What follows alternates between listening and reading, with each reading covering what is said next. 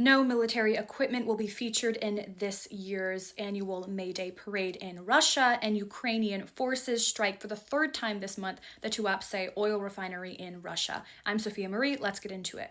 Hi, I'm Sophia Marie. I'm a graduate of Georgetown's SFS and the University of Oxford. I did my master's in Russian and East European studies, and I do a daily news segment on news of the Russian, East European, former Soviet space every single day. Make sure to like and follow.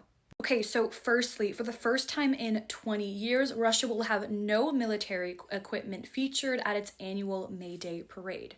So the annual May Day parade marks the defeat over Nazi Germany in World War II. Now, apparently in the past, for like 2 years in a row after the Russian invasion of Ukraine, Zelensky had made fun of the fact that for the May Day parade, there was just like one singular tanker used for these celebrations. But as the Moscow Times says, in over 20 years, this is the first time that the parade will happen without any military vehicles featured.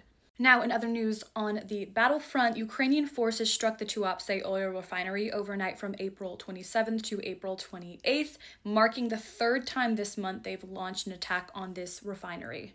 Now, according to the Institute for the Study of War, Krasnodar Krai authorities had to declare a state of emergency because of these strikes.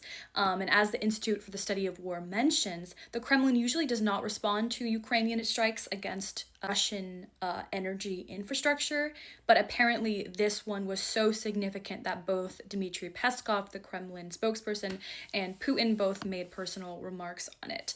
Now, this increased target on Russian energy is essential as Russia continues to benefit from the Iran war and global energy prices rising.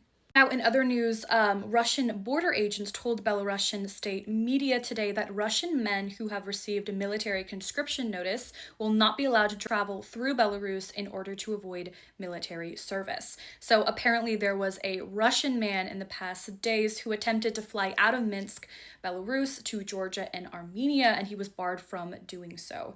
A spokesperson for Belarus's state border committee told media in a statement, quote, "If there are no travel restrictions, then you can leave Belarus. If travel is prohibited, then all questions should be directed to the Russian Federation."